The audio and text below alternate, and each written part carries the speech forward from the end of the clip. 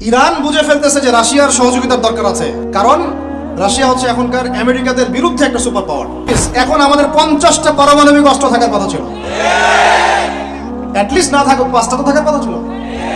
ওরা যদি আমাকে তাক করে রাখে আমিও তাক করে রাখতাম, বেটা তুই মারলে আমি মেরে দেবো। যা নবী সাল্লাল্লাহু আলাইহি ওয়াসাল্লাম বলেই গিয়েছিলেন, শেষ জামানায় কাফের মুশরিকরা তোমাদেরকে এমন ভাবে আঁকড়ে ধরবে, ঘিরে ধরবে, যেন দস্তরখানায় সবাই খাবার খেতে বসেছে।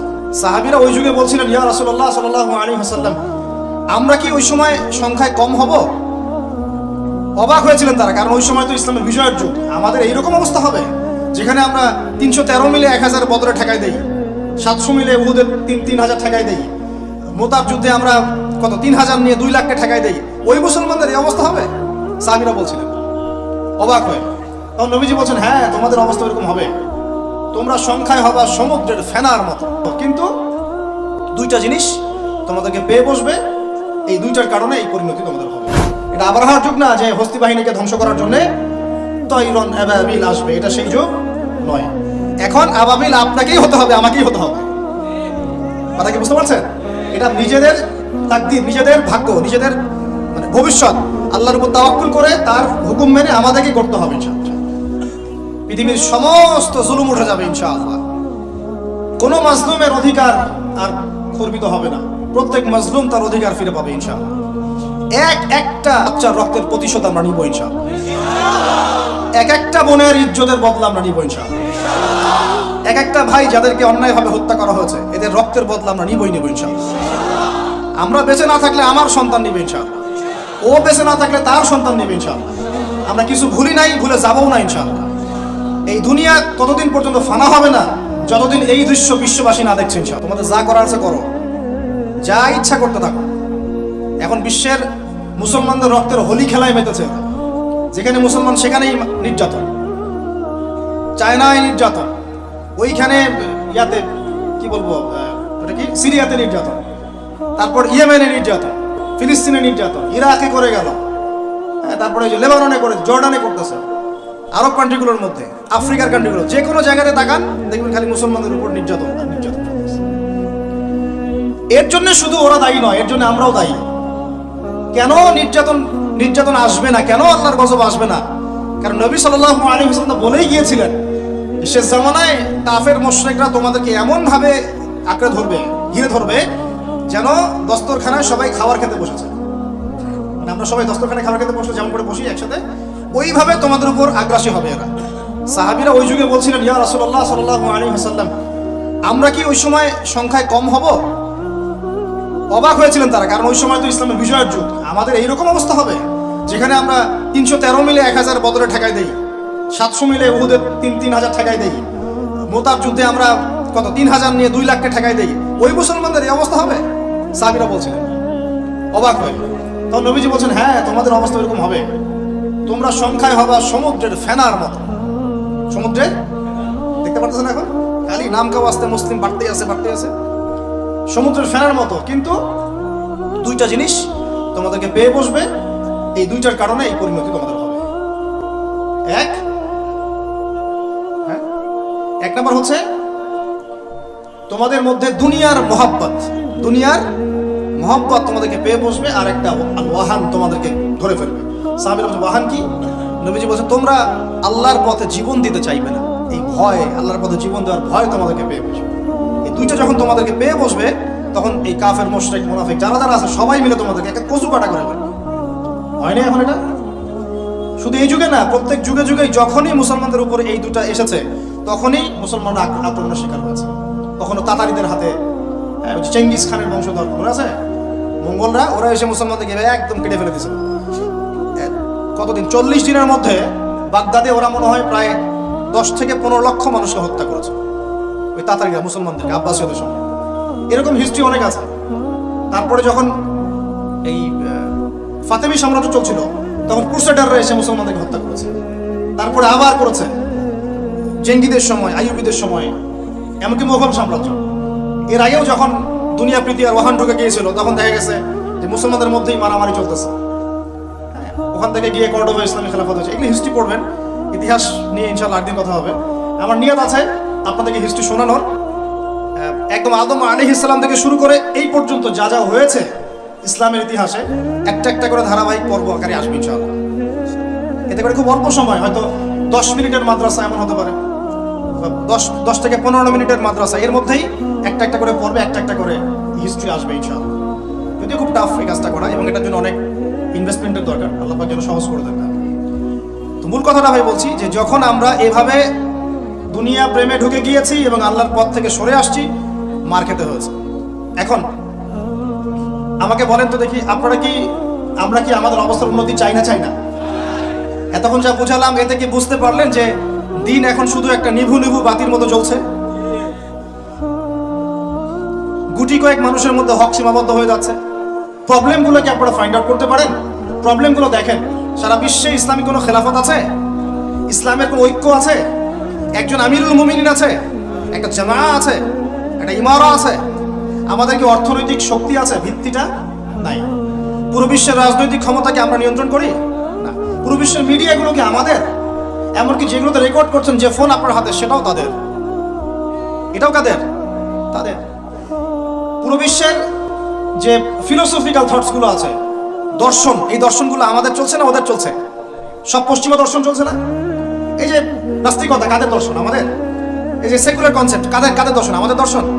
এই যে সো কল্ড ডেমোক্রেসি, কাদের দর্শন? আমাদের। এই যে ন্যাশনালিজমে আমরা ভুগছি, সবাই জাতি চিন্তা করি, মানে ওই ইয়েমেনে একটা মুসলমান মরলে আমার লাগে না। কেন লাগে না? ও তো ইয়েমেনি, আমি তো বাংলাদেশি।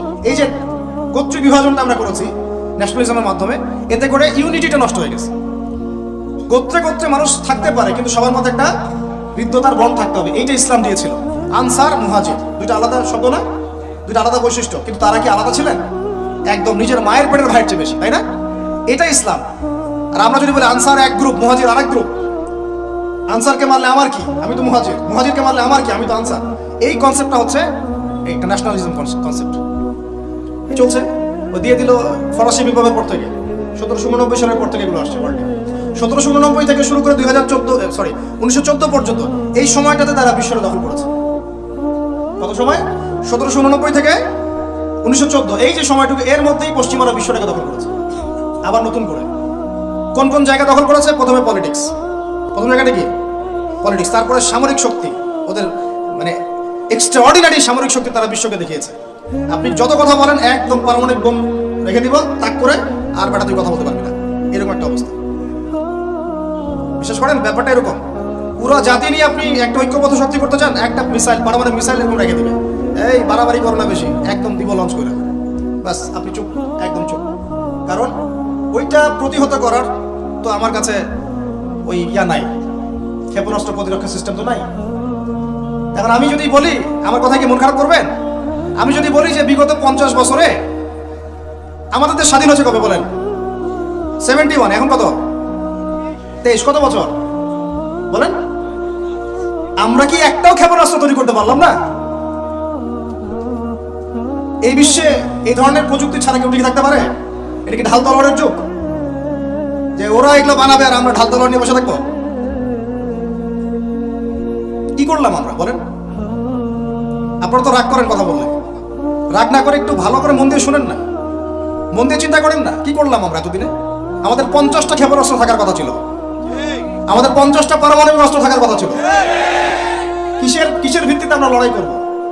কিসের ভিত্তিতে আমরা লড়াই করব? মিয়ানমার যদি আমাদেরকে কালকে চাপ দেওয়া শুরু করে, আমরা কিসের ভিত্তিতে লড়াই করব? কি নিয়ে লড়াই করব? এমনকি পুরো মুসলিম বিশ্বের বড় বড় পরাশক্তিগুলোর সাথে আমাদের সম্পর্ক কতটুকু ভালো। ইরান বুঝে ফেলতেছে যে রাশিয়ার সহযোগিতার দরকার আছে, কারণ রাশিয়া হচ্ছে এখনকার আমেরিকাদের বিরুদ্ধে একটা সুপার পাওয়ার, তাই না? অনেক কান্ট্রি এখন ওদের সাথে যুদ্ধ করতে গেলে রাশিয়ার সাথে বন্ডিং করে। এটা ওয়ার্ল্ড অ্যাফেয়ার্স। আমরা বিগত 50 বছরে কি করতে পারি না, ব্যর্থতার ইতিহাস রচনা করা যাবে। কি বলতেছেন আপনি? কি বলতে চান? এটা রচনা করা যাবে একটা ইতিহাস। পদে পদে দুর্নীতি করেছে, পদে পদে টাকা আত্মসাৎ হয়েছে, পদে পদে হক নষ্ট করা হয়েছে। এগুলো সব আমাদের সম্পদ ছিল, জনগণের ছিল। আমি কোনো পলিটিক্যাল পার্টি করি না, কখনো করিও নাই, আমার করারও কোনো শখ নাই। কিন্তু একজন জনগণ হিসেবে, সাধারণ জনগণ হিসেবে এই কথাগুলো বলছি। প্রত্যেক পদে পদে দুর্নীতি, টাকা আত্মসাৎ, সিস্টেম লস। কেন? একটা ছেলে যোগ্যতা আছে, চাকরি পাবে না কেন? ওই ছেলের যোগ্যতা আছে, কেন চাকরি পাবে না? আপনি আল্লাহর কাছে কি জবাব দিবেন? আপনারা বলেন, আপনারা আল্লাহর কাছে কি জবাব দিবেন? ওর যোগ্যতা আছে, কেন সে পেল না? কেন একটা গভর্নমেন্ট প্রতিষ্ঠানের মধ্যে পদে পদে আমাকে ফাইল ট্রান্সফার করতে হবে, সবাইকে টাকা খাওয়াতে হবে কেন? আমার তো যোগ্যতা আছে, আমি তো হকের উপর আছি। বিসিএস তো কোচিং আমিও করেছি, আমি তো ক্যাডার হতে পারতাম, আমি কেন হতে পারলাম না? কেন চান্স দিলেন না? কেন বড় বড় পরীক্ষার প্রশ্ন ফাঁস হয়ে যাবে? কেন একজন ডক্টর যাকে আমরা আমাদের ট্যাক্সের টাকা দিয়ে আমাদের ভাইরা বেতন দিচ্ছে, ও কেন দেরি করে হসপিটালে আসবে? কেন আসবে? কে ব্যবস্থা নিবে এগুলোর এগেইনস্টে? আমরা ব্যবস্থা নিতে পারবো? আপনাকেই তো নিতে হবে। ওমর ইবনে খাত্তাবের মতো শাসক কে হবে? আপনাকে হতে হবে, আমরা তো হব না। আর আমাদের সেই যোগ্যতাও নাই, ইচ্ছাও নাই। আমরা দায়িত্ব নিতে চাই না, দায়িত্ব ছেড়ে দিতে চাই। ইসলাম কি বলে? দায়িত্ব নিতে বলে না ইসলাম বলে যে যোগ্যকে দায়িত্ব দিয়ে দাও। কোন সাহাবী দায়িত্ব নিজেকে চেয়ে নেন নাই কখনো, বলেছেন আমাকে দাও, দরকার নেই, তাকে দিয়ে দাও। আবু বকর সিদ্দিকের পর ওমর ইবনে খাত্তাব পর্যন্ত বলছিলেন আমাকে দিয়েন না, প্রয়োজন আলীকে দেন, উসমানকে দেন। উমরের মতো মানুষ এই কথা বলছেন। আর আমরা এখন কি করি ভাই? আমার চরিত্র সবচেয়ে ভালো, আমারে দেন, আমারে। খালি কিয়ামতটা হয়ে যাক, আল্লাহ পাক দাঁড় করাবেন সবগুলোকে সিরিয়ালে, দেখা যাবে কে কি জবাব দিতে পারে, দায়িত্ব কতটুকু বুঝাই দিতে পারে, এটা দেখা যাবে। কেন এটা হবে? আমার কথা রাগ করেন না প্লিজ। এখন আমাদের 50টা পারমাণবিক অস্ত্র থাকার কথা ছিল, অ্যাটলিস্ট না থাকুক 5টা তো থাকার কথা ছিল। ওরা যদি আমাকে তাক করে রাখে, আমিও তাক করে রাখতাম। বেটা তুই মারলে আমি মেরে দেবো, যা। উত্তর কোরিয়ার মতো একটা কান্ট্রি, আমার সাবজেক্টে এইগুলা, আমরা ইউনিভার্সিটিতে এগুলোই পড়েছি। ও একটা কান্ট্রি, কতটুকু কান্ট্রি জানেন? উত্তর কোরিয়া দক্ষিণ কোরিয়া একসময় মারামারি করতো, এই মারামারি লাগিয়ে দিয়েছিল পশ্চিমরা। পরে উত্তর কোরিয়ার প্রেসিডেন্ট ওই বলা থেকে বের হয়ে যায়, বলা থেকে বের হয়ে চায়নার সাথে বন্ডিং শুরু করে, রাশিয়ার সাথে বন্ডিং শুরু করে ওদের সাপোর্টে সে আস্তে আস্তে নিউক্লিয়ার ডিভাইসগুলো তৈরি করা শুরু করেছে। করার পরে এখন এই মাত্র বেশি না, 20 থেকে 25 বছরে ওরা এমন একটা জায়গায় চলে গেছে, খাইতে পারুক না পারুক পারমাণবিক বোমা একদম তাক করে রেখে দিয়েছে। পশ্চিমারা ওখানে নাক করতে পারে না, ও নাক করতে পারে আমার কাছে এসে, আমাকে বলে স্যাংশন দিবে, আমাকে বলে তোমাকে ভিসা নীতি বাতিল করে দিব, আমাকে বলতে পারে, ওকে বলতে পারবে না তো, কারণ ওর কাছে ওইরকম অস্ত্র আছে, দিবে একটা মায়েরা, যা বেটা। ওর পার্ল হারবার আছে সামনে জাপানের ওখানে। কারণ এটা এমন একটা বিষয় যে একটা যদি সে মারে আর এও তো একটা মারতে পারবে, একটা বোমা পড়লে পুরো জাতি একদম মুহূর্তের মধ্যে ছাই হয়ে যাবে। এই জন্য এটা যুদ্ধ এত সহজে কেউ যেতে যাবে না।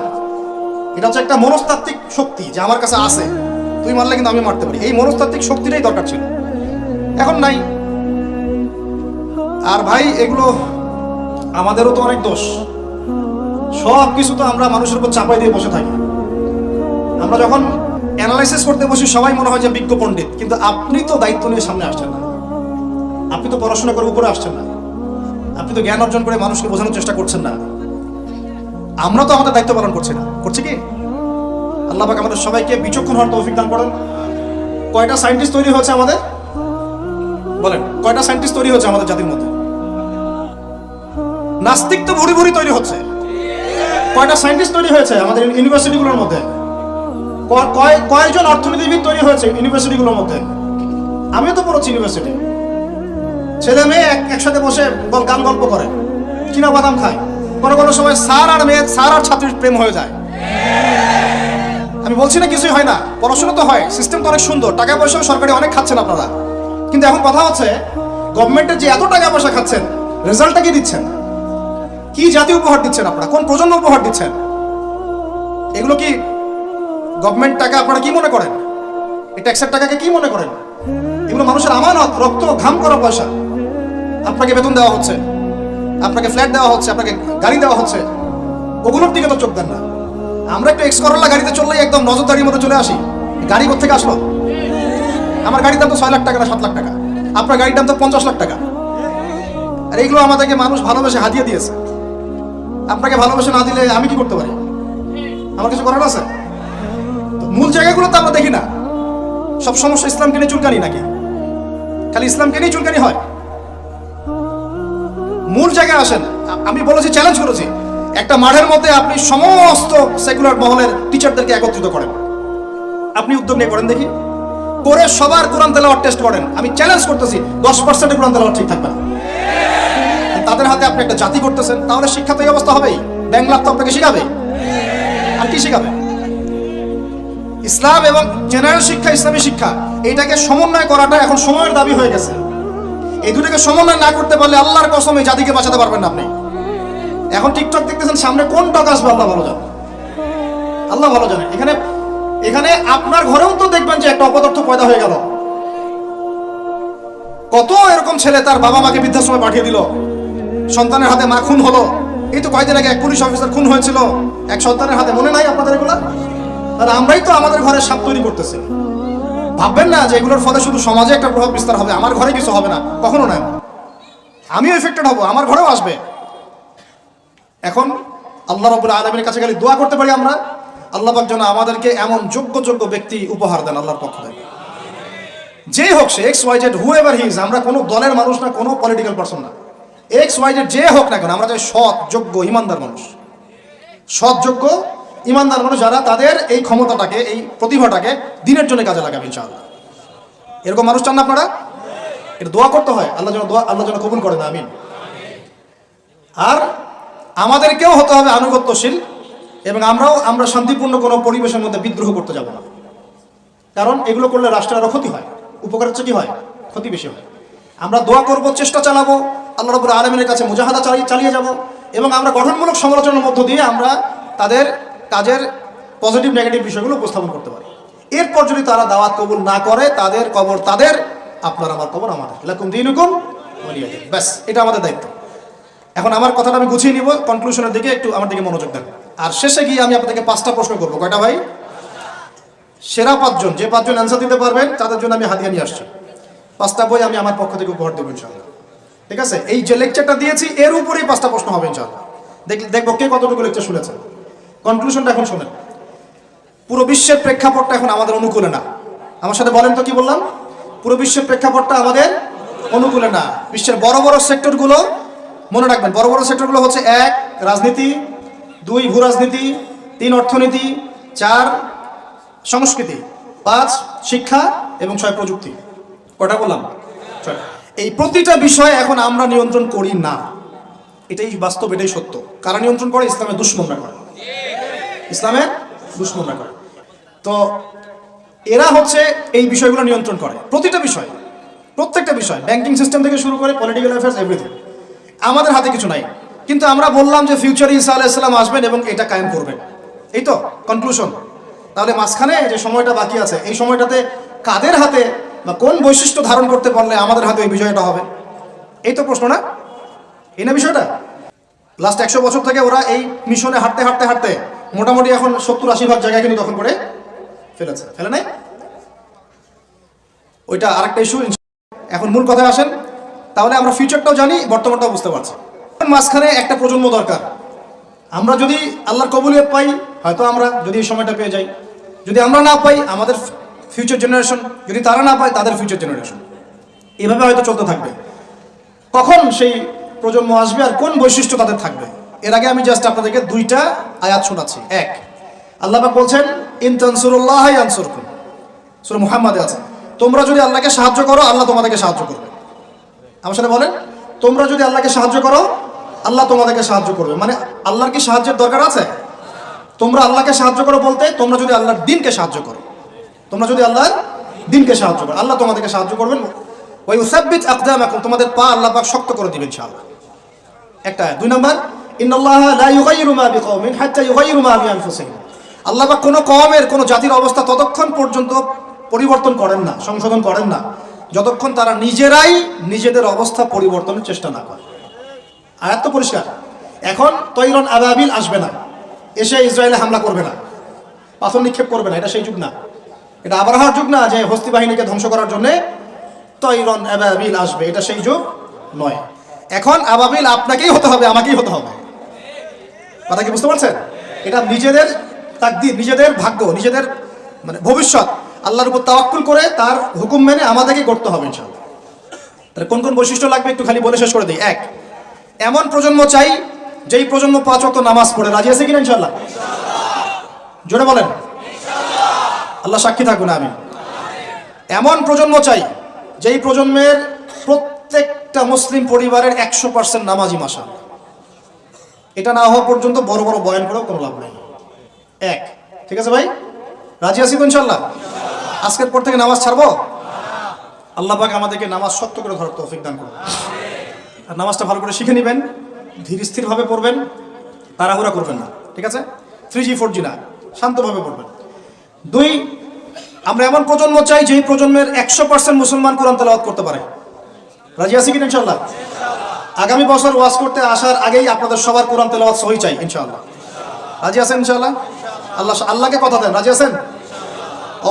অবশ্যই কোরআন তেলাওয়াত শিখতেই হবে।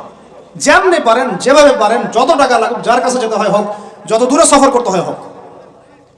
আপনার দায়িত্ব এটা, আমার দায়িত্ব না, হুজুরের দায়িত্ব না, এটা আপনার দায়িত্ব। আপনি কিভাবে শিখবেন আপনার ফিকির। 3 নাম্বার, আমরা এমন প্রজন্ম চাই যেই প্রজন্ম ভিতরে বাহিরে সুন্নতের অনুসারী। রাজি আছি ইনশাআল্লাহ? সবার চেহারা দাঁড়িয়ে থাকবে ইনশাআল্লাহ? সবার সুন্নতি লেবাস থাকবে ইনশাআল্লাহ? সুন্নতের আমল থাকবে ইনশাআল্লাহ? সুন্নতের জিন্দেগি বই পাওয়া যায়, কিনবেন, প্রত্যেকটা কাজের সুন্নত দেখে নেবেন, ঠিক আছে ভাই? প্রত্যেকটা কাজের সুন্নত আমল করার চেষ্টা করবো, আল্লাহ পাক তৌফিক দান করুন, আমিন। শেষ করে দিচ্ছি, মনোযোগ ধরে রাখেন, আর 5 মিনিট। 4 নাম্বার, এমন প্রজন্ম চাই যেই প্রজন্ম কোশ্চিনকালেও হারাম খাবে না। রাজি আছি ইনশাআল্লাহ? হারাম খাবো?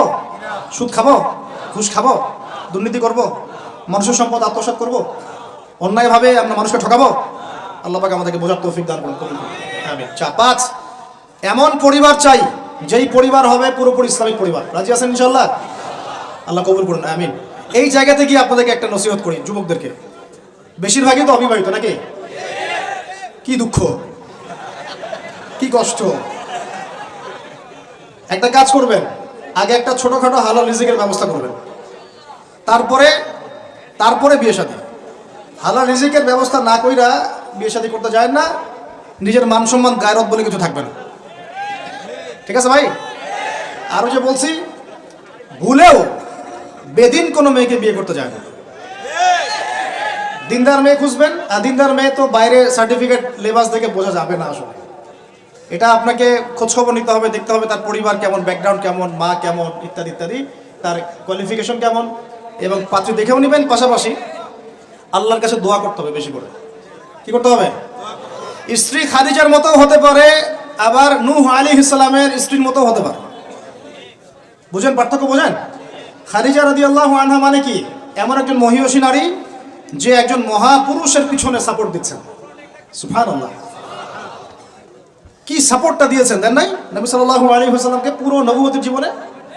এটাও হতে পারে তাকদিরে। আবার নূহ আলাইহিস সালামের স্ত্রী, মনে আছে? লূত আলাইহিস সালামের স্ত্রী, তারা দুজন নবী, তারা দুজন জান্নাতি, তাদের স্ত্রীরা হবে জাহান্নামী। বলেন নাউজুবিল্লাহ। ওই জন্য তাকদির কার হাতে?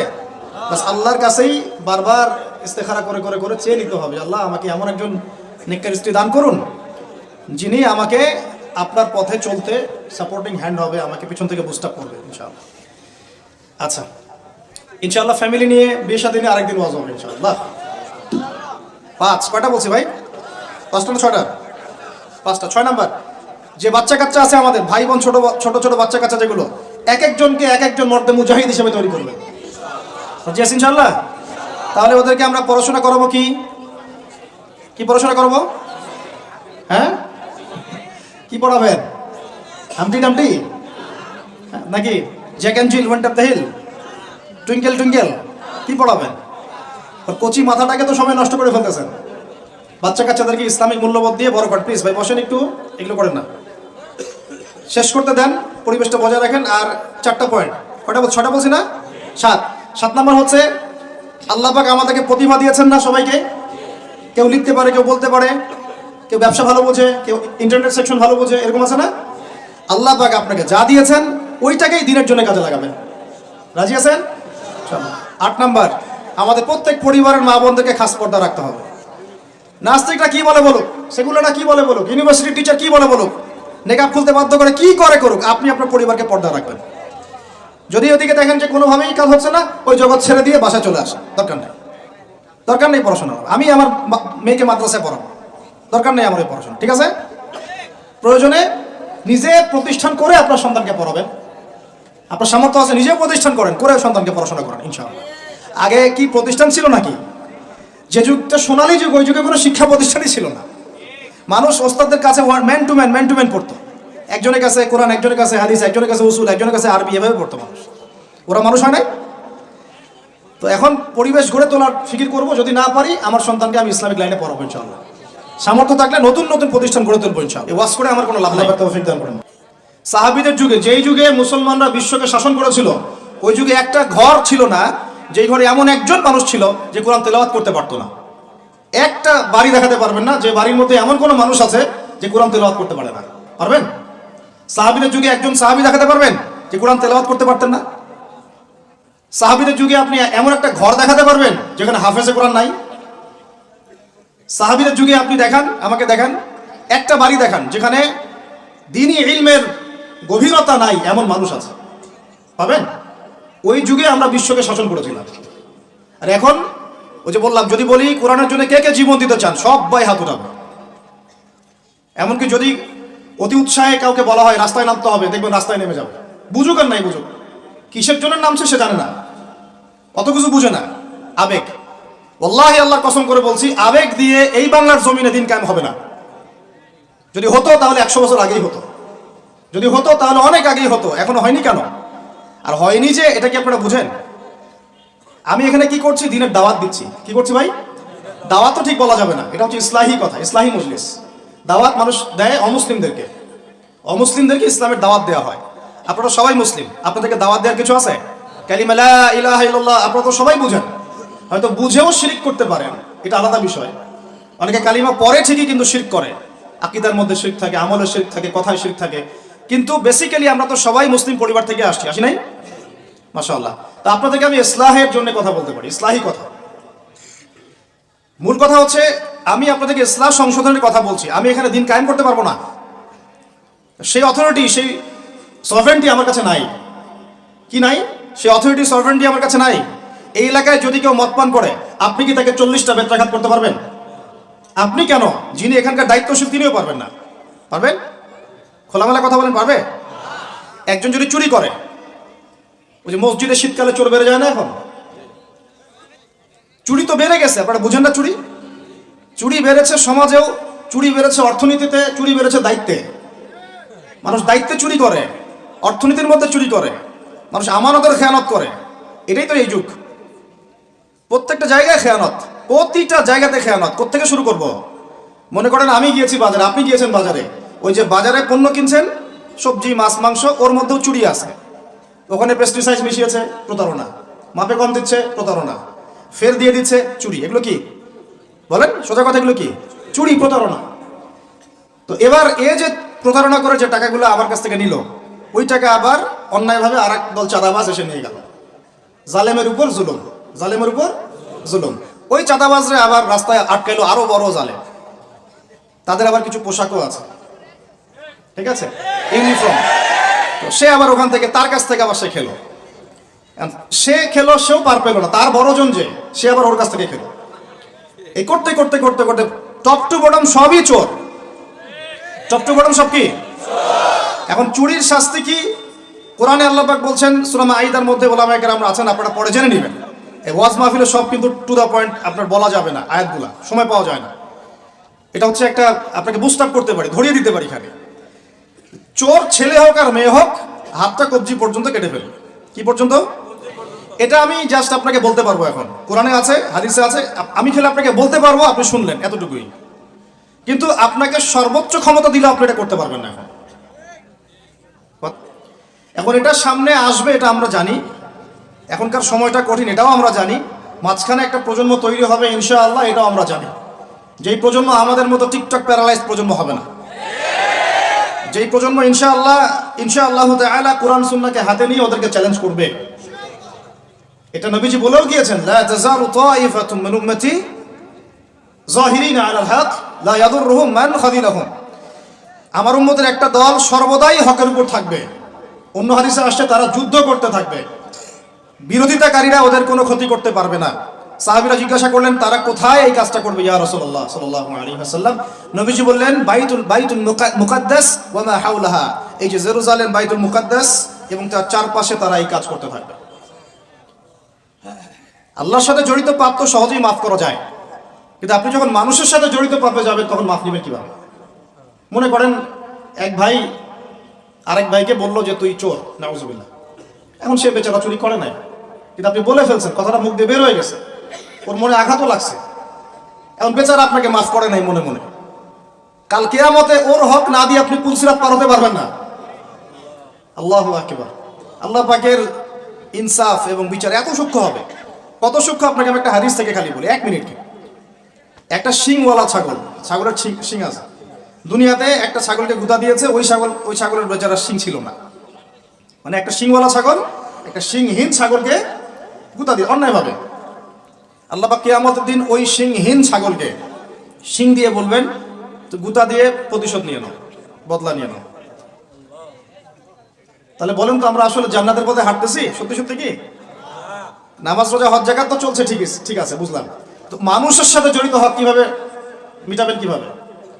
এই যে একটা পণ্যের ভেজাল দিলেন, ওই যে কি বলে ওটাকে, কি মিশাই জানি, ফরমালিন, হ্যাঁ ফরমালিন। এই যে মিশাই ব্যবসা করলেন, এই যে কতগুলো মানুষ ক্ষতিগ্রস্ত হলো।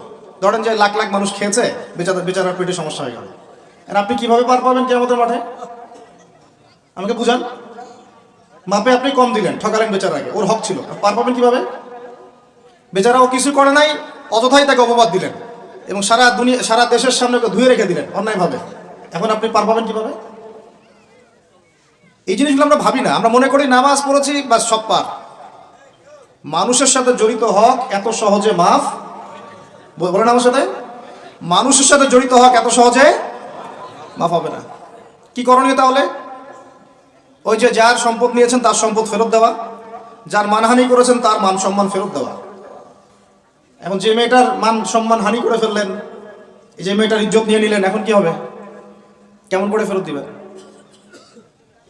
কিভাবে ফেরত দিবেন? যাকে ধর্ষণ করলেন, যাকে মিথ্যা অপবাদ দিলেন, যার সাথে জেনা করে ফেললেন, ভাবা উচিত না এগুলো?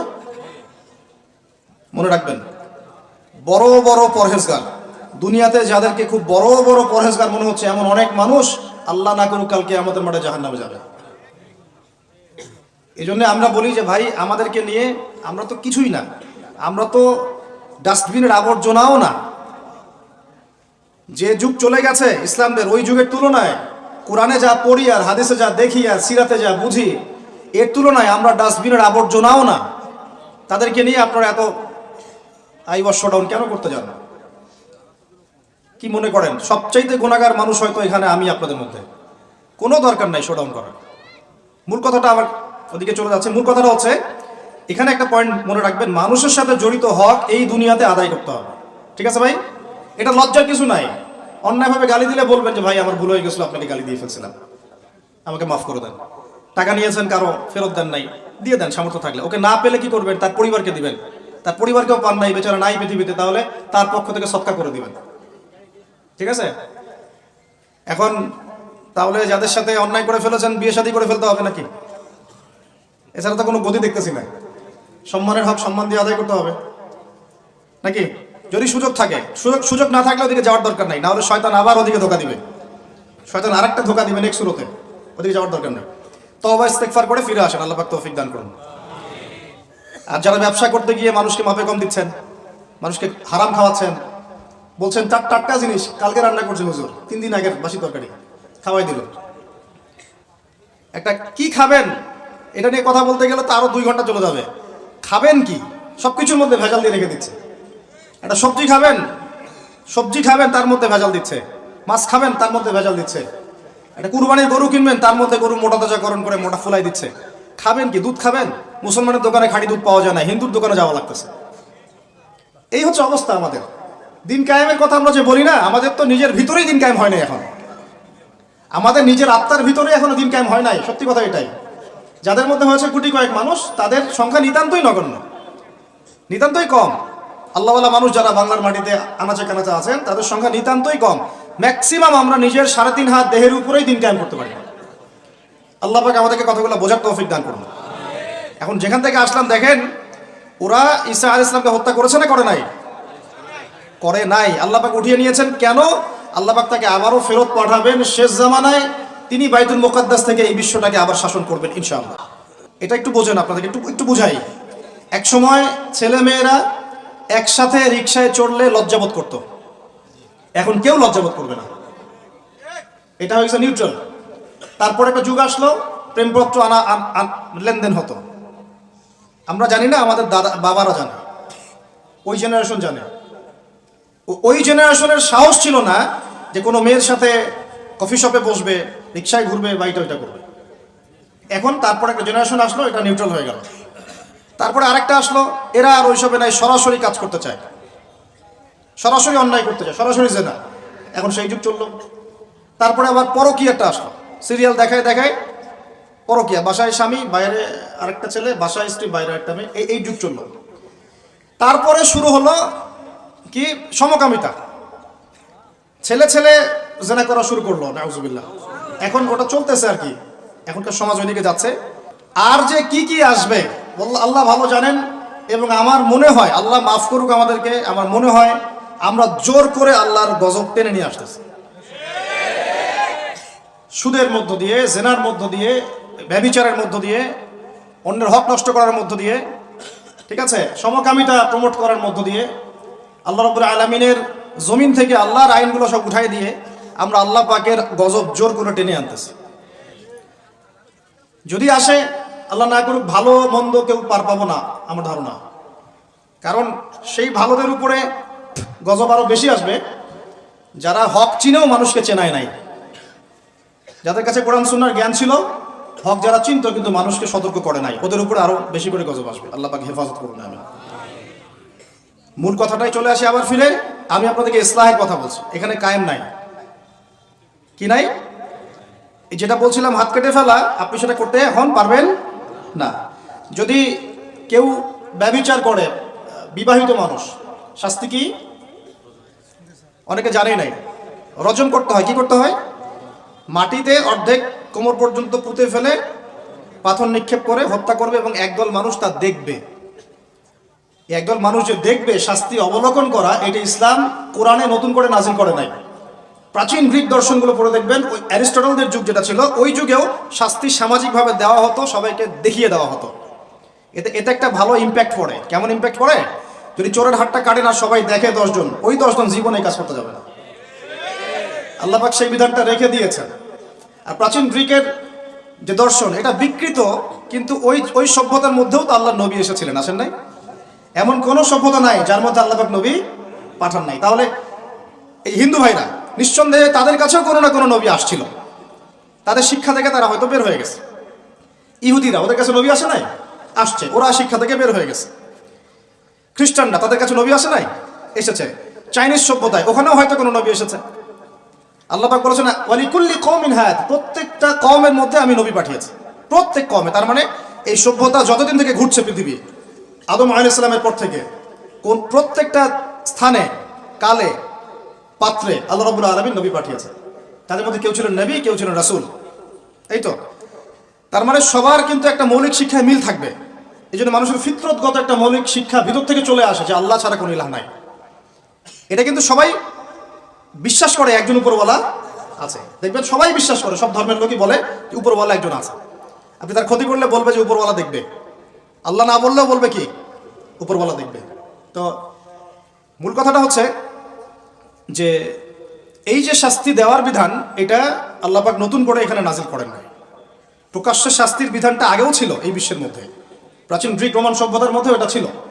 এই বিধান যদি সবাই দেখে, তাহলে কি পাপ বাড়বে? হত্যাকাণ্ড বাড়বে না কমবে? এখন আমাকে বলেন তো, বর্তমান প্রচলিত যে বিষয়গুলো চলছে পুরো বিশ্বে, আমি বাংলাদেশ নিয়ে কথা বলি না খুব একটা, কারণ আমাদের চিন্তা বিশ্ব নিয়ে। কি নিয়ে?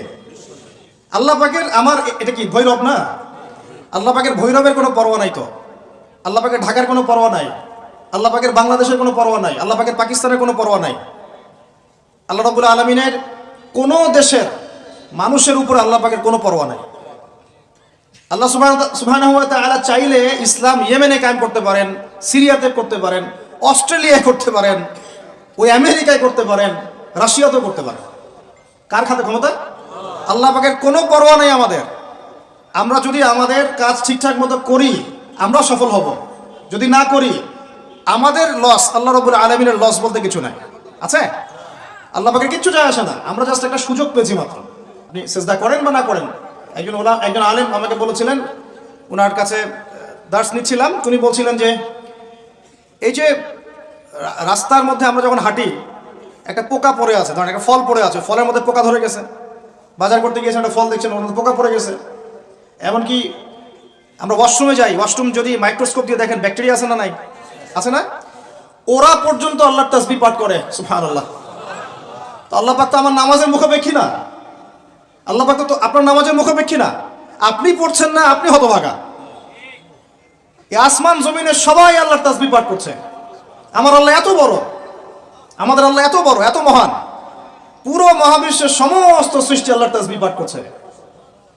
আমরা না করলে কি যায় আসে? আমরা তাসবিহ তাহলিল না করলে, কোরআন তেলাওয়াত না করলে, সালাত না পড়লে, তাহাজ্জুদ গোজন না হলে, হালাল না খাইলে আল্লাহ পাকে কিছু যায় আসে না?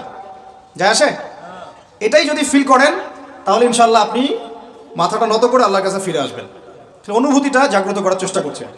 আরেকটা অনুভূতি নেবেন বাসায় গিয়ে। এবার এগুলো আমরা ভাবি, এভাবে ভাবার চেষ্টা করি। এই যে আমরা এখানে বসে আছি, ধরেন 5,000 মানুষ, কথার কথা, মনে করেন আমরা কেউই দুনিয়াতে নাই। এই দুনিয়ার ঘূর্ণন থেমে যাবে কি না? থেমে যাবে? এই দুনিয়া ঘুরবে না, ঘুরবে না? রাত দিন আসবে না, আসবে না? আমাদের পরিবার থাকবে না, থাকবে না? মাঝখান থেকে আমরা আমাদের সময়টা এবং সুযোগটা নষ্ট করলাম। অতএব এত চিন্তা বাদ দেন, চাকরির কি হবে, ব্যবসার কি হবে, আমার মা বোনের কি হবে, আমার পরিবারের কি হবে, আমার এইটার কি সেটার কি, সব চিন্তা বাদ দেন আপনি। এখন আগে চিন্তা করেন যে আমরা দুনিয়াতে কিভাবে আল্লাহর দিন পালন করব, কিভাবে পরকালে নাজাত পাবো। আগে নিজের চিন্তা করেন। আমরা তো মানুষের চিন্তা করে করে লাইফ নষ্ট করে ফেলে দিলাম। এখন আপনারা শিক্ষা নিচ্ছেন না দিনের। কেন শিক্ষা নিচ্ছেন না? কারণ আপনারা চিন্তা করেন যে একটা সার্টিফিকেট দরকার, চাকরি পাইতে হবে। এই ফ্লোতে যেতে যেতে আপনার 20 বছর 25 বছর চলে যাবে, পরে আফসোস করবেন। ওই সার্টিফিকেট আপনি কার জন্য চান? নিজের জন্য, একটা ভালো মেয়েকে বিয়ে করতে চান, হালাল খাইতে চান, এই তো আপনার সন্তানদের ভবিষ্যৎ চান, এটাই তো আমাদের গোল নাকি? আল্লাহ পাক এগুলো করতে নিষেধ করেন নাই, কিন্তু দিনের শিক্ষা এবং আমল বাদ দিয়ে নয়। আমরা এখন এই দুনিয়ার পিছনে ছুটতে ছুটতে আল্লাহকে ভুলে যাই, রাসূলকে ভুলে যাই, নামাজকে ভুলে যাই, কোরআনকে ভুলে যাই। এইটাই সবচেয়ে সমস্যা আমাদের, এইটাই সবচেয়ে বড় সমস্যা। যে যুব সমাজ সালাত আদায় করছে না, এরা আল্লাহর জন্য জিহাদ করবে? কশ্চিন কালেও না। যে যুব সমাজ কোরআন তেলাওয়াতই করতে জানে না, আবেগে খালি বলতে পারে যে হ্যাঁ কোরআনের জন্য জান দিতে প্রস্তুত, কিন্তু পারবে না এটা করতে। যে যুব সমাজ হারাম সম্পর্ক থেকে বের হতে পারছেন না, কিভাবে চিন্তা করলেন যে আপনি বাইতুল মুকাদ্দাস জয় করবেন? যে যুব সমাজ সুদ ছাড়তে পারতেছে না, পাবজি ফ্রি ফায়ার ছাড়তে পারতেছে না, সমকামিতার দিকে ধাবিত হচ্ছে, ট্রান্সজেন্ডারের দিকে ধাবিত হচ্ছে, ফ্রি মিক্সিং অ্যাভেলেবল, এই যুব সমাজ বাইতুল মুকাদ্দাস জয় করবে না। কোন যুব সমাজ করবে আমি পরে আসতেছি ওইদিকে। আগে বোঝেন এই সিচুয়েশনে এইভাবে হবে না ভাই। আর একটা চিন্তা আমরা বাদ দিব, কোন রকম পাস করার চিন্তাটা বাদ দিব। আমাদের সবার একটা চিন্তা হয়ে থাকে, কি চিন্তা? কোন রকম পার পাইলেই পার। চিন্তা করি যে কোন রকম যদি বাঁচতে পারি তাইলেই হবে। সাহাবায়ে কেরাম এইভাবে চিন্তা করতেন না, তাবেঈন ইসলাম এইভাবে চিন্তা করতেন না, তাবেঈন, 4 ইমাম, আমাদের খোলাফায়ে রাশিদিন, আইম্মাতুল মুজতাহিদ, তারা এইভাবে চিন্তা করতেন না। তারা চিন্তা করতেন আমি মানে নর্মাল মুসলিম হব না, আমি এক্সট্রা অর্ডিনারি মুসলিম হব। একটা নর্মাল মুসলিম। আল্লাহ পাক আমাদেরকে কিন্তু এক্সট্রা অর্ডিনারি হতে বলছেন, সূরা মুলকের মধ্যেও আছে কিন্তু, তাবারাকাল্লাযী বিয়াদিহিল মুলক ওয়া হুয়া আলা কুল্লি শাইইন কাদির আল্লাযী খালাকাল মাউতা ওয়াল হায়াতা লিয়াবলুয়াকুম আইয়ুকুম আহসানু আমালা। এই যে কথাটা বলছেন, আল্লাহ পাক জীবন মৃত্যু সৃষ্টি করেছেন, আল্লাহ পাক দেখতে চান, লিয়াবলুয়াকুম, তোমাদেরকে পরীক্ষা করতে চান, আইয়ুকুম, তোমাদের মধ্যে কে, আহসানু আমালা, আমলে আহসান কে, সবচেয়ে ভালো কে। আল্লাহ পাক দেখতে চান না যে গরু খাওয়া মুসলিমকে, কে জুমায় জুমায় নামাজ পড়তে যায়, ঠিক আছে, কে খালি ঈদের নামাজ পড়তে যায়, কে খালি নামাজ পড়ে আবার সুদও খায়, যে এবার জাকাতও দেয়, এদিকে দুর্নীতিও করে, ওমরা হজ করে আবার এদিকে মানুষের হক নষ্ট করে। এইটা আল্লাহ দেখতে চান না। আল্লাহ পাক দেখতে চান আমলের শ্রেষ্ঠকে, মানে ক্লাসে ফার্স্ট কে হয়। এই উম্মতের দায়িত্ব বাংলার জমিনে 8-10 জন 20 জন আলেম, 10 জন দায়ী, 10 জন মাদ্রাসা শিক্ষক, তাদের উপরে নয়। দিনের যদি দিনকে মহব্বত করেন, ভালোবাসেন, দিনের বিজয় চান, প্রত্যেকের দায়িত্ব আছে, প্রত্যেকের দায়িত্ব আছে। আপনারও তো দায়িত্ব আছে। আপনাকে আল্লাহ মাল সম্পদ দিয়েছেন, ওইটা দিয়ে আপনি দিনের জন্য কি করলেন আল্লাহ দেখতে চান। আল্লাহ পাক আপনাকে জ্ঞান দিলেন, প্রজ্ঞা দিলেন, আপনি ওইটা দিয়ে দিনের জন্য কি করলেন আল্লাহ পাক দেখবেন তো। আল্লাহ পাক আপনাকে লেখার ক্ষমতা দিয়েছেন, কতটুকু লিখলেন আল্লাহ পাক দেখবেন। আল্লাহ পাক বলার ক্ষমতা দিয়েছেন আপনাকে, আপনি ভালো বলতে পারেন, কতটুকু হক বললেন আল্লাহ পাক দেখবেন। আল্লাহ পাক আপনাকে সামাজিক, অর্থনৈতিক, রাজনৈতিক ক্ষমতা দিলেন, আল্লাহ দেখতে চান আপনি এটা দিয়ে দিনের জন্য কি করেন। অন্যথায় আল্লাহ পাক এটা কেড়ে নিতে সময় লাগবে না, এক মুহূর্তে আল্লাহ পাক কেড়ে নিতে পারেন। পৃথিবীতে নমরুদের নামও কেউ স্মরণ করে না, এখন ফেরাউনের নামও কেউ স্মরণ করে না। স্মরণ করলেও নেগেটিভলি স্মরণ করে, অভিশাপের সাথে স্মরণ করে, তাই না? প্রশংসার সাথে স্মরণ করে না। কত শত সম্প্রদায় আল্লাহ পাক বলেছেন ওয়ালাকাদ আহলাকনা ক্বাবলাহুম মিনাল কুরুন, কত সম্প্রদায় আমি ধ্বংস করে দিয়েছি তোমাদের আগে।